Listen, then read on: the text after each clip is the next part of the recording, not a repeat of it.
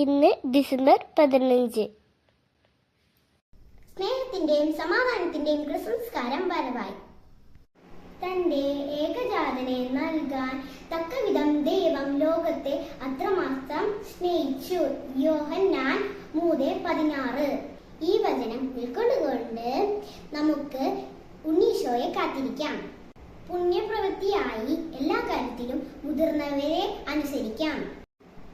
എന്റെ ഉണ്ണീശോയെ എന്റെ മേൽ അലിവായിരിക്കണമേ എന്ന സുഹൃത്തുജപം നമുക്ക് ഏറ്റുപറയാം. ഉണ്ണിയേശുവിന്റെ വരവിനായി കാത്തിരിക്കുന്ന എല്ലാവർക്കും എന്റെ ക്രിസ്മസ് ആശംസകൾ.